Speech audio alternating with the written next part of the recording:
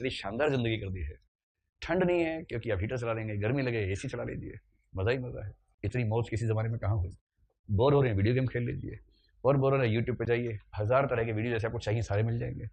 Real से भी real, super real मिल जाएंगे। उनके लिए क्या था कि आज शाम को गीत का कार्यक्रम होगा, 50 लोग आए हैं, जब प्यार किया तो डरना क्या। आप कह रहे हैं इतना नाटक नहीं करना है, प्ले किया हो गया, प्यार किया डरना क्या।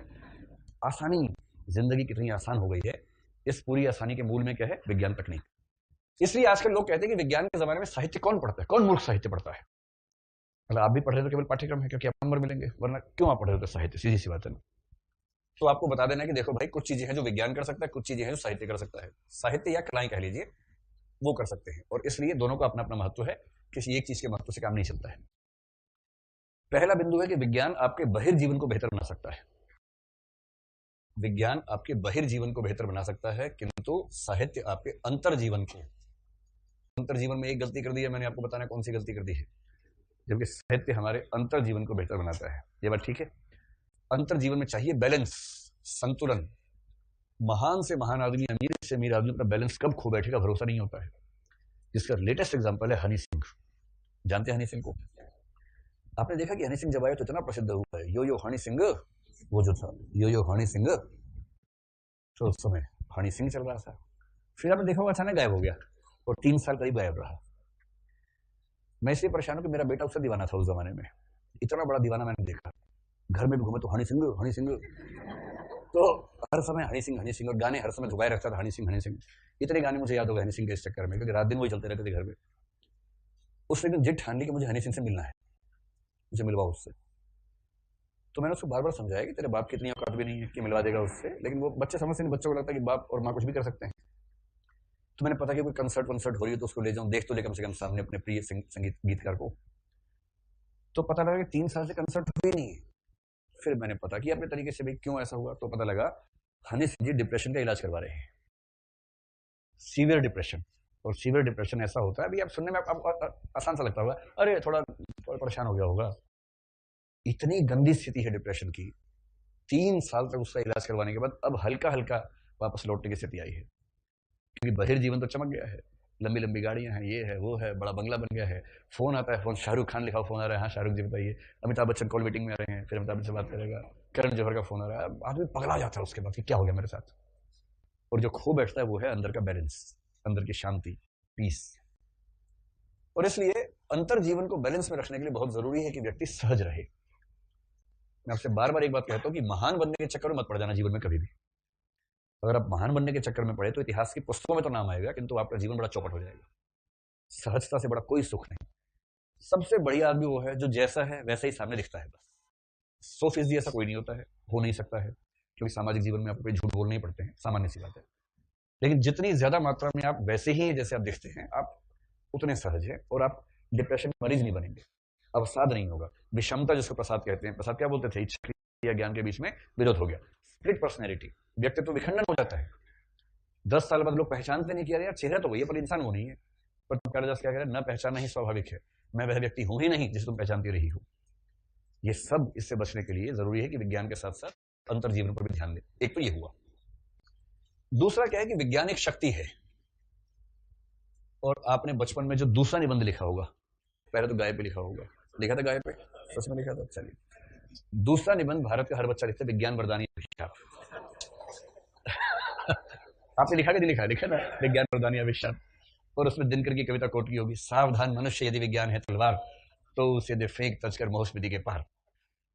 हर बच्चे का निबंध क्रिएटिव राइटिंग होता है, जिसमें हर बच्चे की मौलिकता आनी चाहिए। भारत के निबंध भी फिक्स होते हैं सबके, टॉपिक फिक्स, उसका आंसर फिक्स। तो दूसरा निबंध भारत का हर बच्चा लिखते बड़ा होता है, विज्ञान वरदानी अभिशाप। अब जो बच्चे हो रहे हैं वो लिखेंगे इंटरनेट वरदानी अभिशाप, उनका थोड़ा चेंज हो जाएगा, लेकिन भाव हो जाएगा। तो आपकी राय में विज्ञान वरदान है या अभिशाप है ना? इसका सही उत्तर है कि विज्ञान न वरदान न अभिशाप है। विज्ञान तो एक शक्ति है। शक्ति का आप सदुपयोग करेंगे तो वरदान है, दुरुपयोग करेंगे तो अभिशाप है। सरल सी बात है। विज्ञान तो न्यूक्लियर तकनीक तक का मामला है। आप उसे बम बनाएंगे या ऊर्जा बनाएंगे, ये आपकी खोपड़ी का मामला है।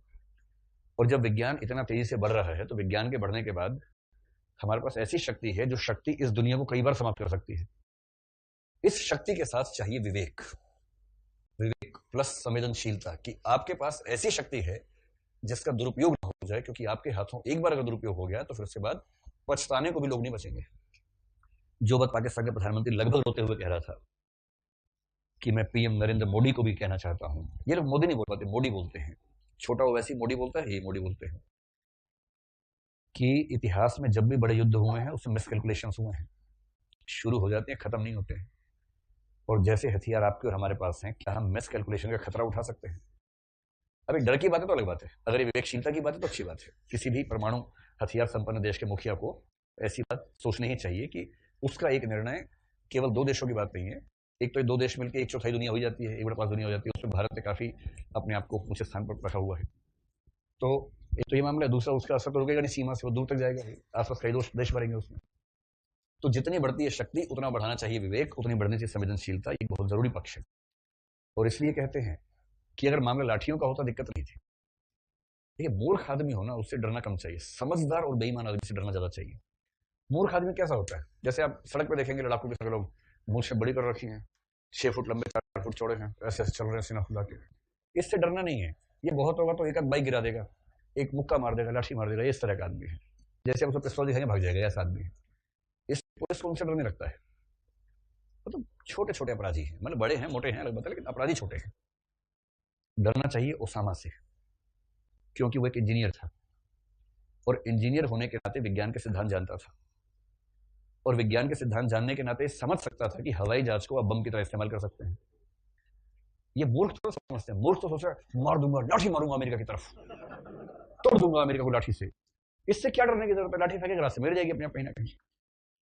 डरना किससे है? जिसकी नीयत खराब है और जिसके पास विज्ञान का साथ है, जिसको तकनीक की समझ है, डरना उससे है।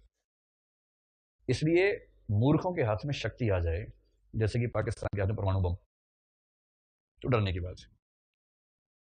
और निरर्थक रूप से वीर होने का अभ्यास करना कि हम डरते नहीं हैं, जबकि डर एक स्थायी भाव है, सबके अंदर होता है। उसके बाद मूर्खता का ये कथन कि हम डरते नहीं हैं, बेवकूफी की बात है। मूर्खों के हाथ में शक्ति चली जाए तो उसे डरना चाहिए। और राम की शक्ति पूजा की मूल समस्या ही ये है। राम कह रहे हैं, अन्याय जिधर है उधर शक्ति कहते छल छल, कुछ बूंद पुनः ढल के दिग्जल। सारी समस्या क्या है कि शक्ति अन्याय के पक्ष में चली गई है, और इसलिए न्याय के पक्ष वाला आदमी कैसे मैनेज करे, समस्या यही तो है। इसलिए जिस समय शक्ति यानी सहारक रूप में है तो शक्ति के साथ विवेक होना बहुत जरूरी है। और इस विवेक की वजह से हम ये मान के चलते हैं कि साहित्य और साहित्य जैसी कलाएं जरूरी है। तीसरी बात, विज्ञान का संबंध है आपकी बुद्धि के साथ, और व्यक्ति सहज रहे उसके लिए जरूरत इस बात की है कि बुद्धि के साथ भावना का भी सहज अस्तित्व बना रहे। भाई आप कितना ही बुद्धिमान आदमी हो, मैं आपसे एक सीधा सवाल पूछ लेता हूँ, चलिए बताइए मुझे, आप में से कितने लोगों को भरोसा है कि आपका आईक्यू बहुत अच्छा है? आईक्यू मतलब 120 के ऊपर होगा, जो बहुत बड़ी बात नहीं, सामान्य बात है, हाथ खड़ा करें।